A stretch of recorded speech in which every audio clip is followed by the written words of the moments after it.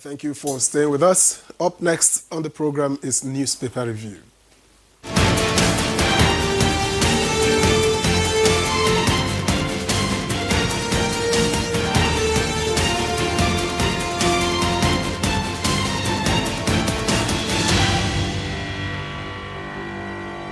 All right, welcome back to the program. It's Good Morning Nigeria, live on the network service. And I'm glad to welcome Chukwudi Abuja to Newspaper Review segment. Chukwudi, are you glad to see me? It's not just that I'm glad to see you. There's a particular ring and shine to you. You're so fresh. You're not yet program beaten. enjoy these you know, days. You know what they say. There are times and seasons for everything. Time to rest and time for work. They say the man is weather beaten. You're not yet program beaten. Enjoy the freshness. I'm ready. We are ready to serve We are ready. Just in a bit. Good morning, Victor. Good morning. Newspaper review. Yes, let's begin. And I have the blueprint, which leads with this story. APC, Shehu Sani to El Rufai, we aren't losing sleep. Party stronger without you. I joined SDP to provide alternative leadership. That's credited to El Rufai. Defection ill-timed. That's according to Lukman. Okay, that story continues on page 8. Just above the nameplate, 2025 UTME, JAMB registers 2,030,627 candidates, closes enrollment. That's on page 13. And below the nameplate, NOA DG charges government agencies on effective policy communication. That's on page 9. And in business, BDC operators blame Naira crash on speculative attacks. Okay, in sports, World Cup qualifiers, Super Eagles open camp Sunday for Rwanda, page 32. And just before I drop the blueprint, impeachment looms as lawmakers shun Fubara peace talk. And that story has two riders. APC gives 48-hour quit notice. House issues arrest warrant on RV Siek chair, 4 others. That's on page 8. Okay, a few more stories anyway. King Dakolo tackles Saraki over comments on Akpabio. That's in line with the Natasha story. Gunmen kill 20 farmers. Hold Ondo communities to ransom. That's on page 6. And NNPC Limited clarifies Naira crude contract report. That's on page 30. We'll leave it here and get to the Vanguard. And the Vanguard lead story reads, Rivers, APC factions at war over threat to impeach Fubara. And it has several riders. You can take a look at those. The story is on page 5. And above the nameplate, digital rights, EU, MBA, others tackle FG over misuse of cybercrime law. That's on page 9. I removed fuel subsidy to protect unborn generation. That's according to Tinubu on page 8. And PDP crisis, Supreme Court reserves judgment on Anyawu's appeal. That's on page 9. Well, let me just leave it here. Claire. Well, you've almost taken everything. So almost, yeah. No, he's leaving it here.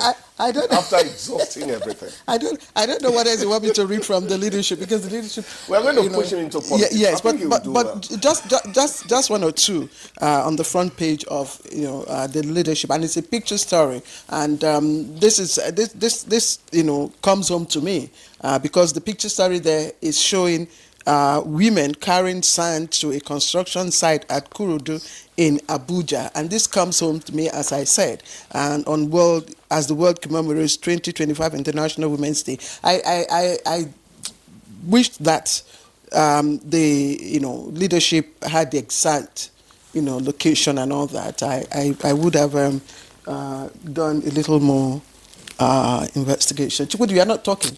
Yeah, because I'm looking at the women. You see, a woman isn't built for manual labor, really. This kind of excessive manual labor. Look at the size of the bowls bearing sand on their heads, you know. Can we have that? You can see that it is not quite it. Yes. Anyway, the truth is that many households are now being looked after by women. Some of their husbands have lost their jobs a long time ago. They're either frying akara balls by the roadside and sponsoring people in tertiary institutions, eking out a living from that trade, and also supporting a husband who is not finding easy to fit into society again. It's a sad story, really. For me, I think this just depicts the resilience of the Nigerian woman. And So you're looking at resilience? Yes, I'm looking at the resilience. I'm looking at the, the determination Yeah. and the zeal to, to With a load to of work sand. hard. Nigerians are hard-working On people. on physical no. body that is not muscular, really, not built for stress. But our mothers in those days, used to go to the farm. And remember, some of them would carry the basket of, load of yams and, all sorts of tubers. Some of them would carry, on their shoulders, at the back of the Claire, shoulders. that But I'm not hardship- saying this is... That hardship has generational longevity is no justification for continued suffering. Please. A woman is so not what supposed to really... Look at her features. Everything is smooth. What do you think is the message Well, that this picture is telling us? it can be interpreted any way at all. Take it to any direction. But what's the caption? I am saying that that's not a caption. woman shouldn't be Just this way. Women carry sand. Look at them. You can see they're not engaged in lively conversation. Everybody's, their lips are sealed because they're concentrating on the burden on their heads. Anyhow, God will always look after women. Okay, so let me quickly, again, U.S. government ends 83% of USAID programs, and Israel cut off electricity supply to Gaza. I think that's just what I have. Victor, let's review from your papers. All right. The river story seems to be dominant since the Supreme Court judgment. It's going to stay dominant. Remember that those 27 lawmakers who were out in the cold all the time, they were out in the cold. They are going to try to secure their pound of flesh, get their pound of flesh and all that. But I am one of those who still tell them, dear, don't rush into impeaching Fubara.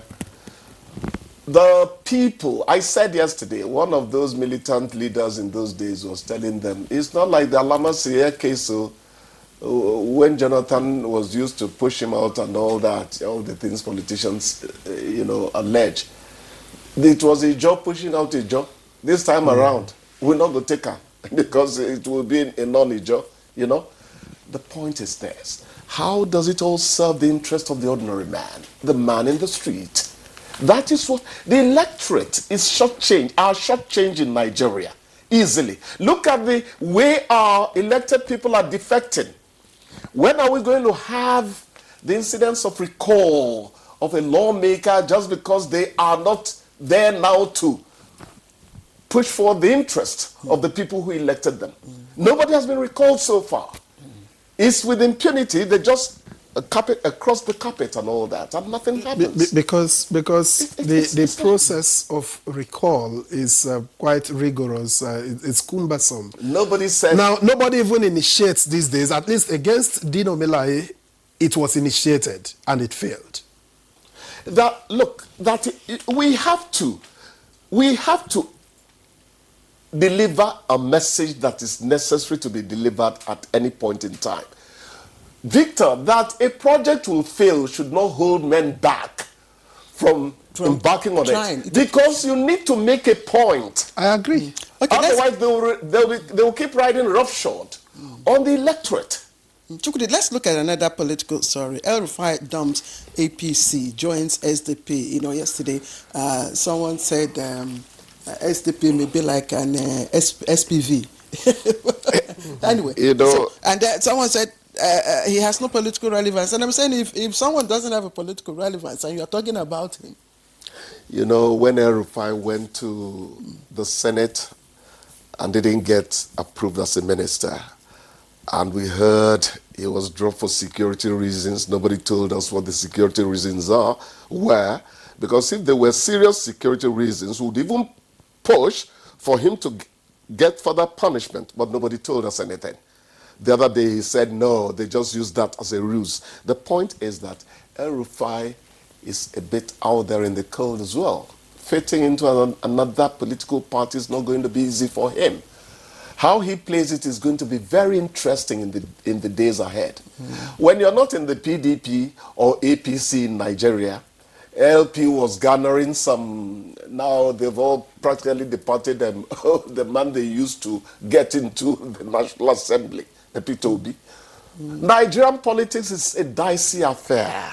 You never know which way the cat jumps. Some politicians think that his, joining the SDP would probably make it more vibrant, much more vibrant opposition. Do you think to upstage APC and PDP? Well, no, just it is quite within the freedom of El-Rufai to do what he wants to do with his political life. We can only wish him well as broad-minded journalists, as the broad-minded journalists we are. I don't know whether Victor believes me. Well, I believe you so long as you believe yourself. All right, Chukwudi, I hear we've exhausted our time, but thank you as always. Thanks a lot. Welcome back with all this fine shine. Thank you. We'll see you tomorrow. Thank you. Victor. All right. Good Morning Nigeria returns after this break. Please don't go away.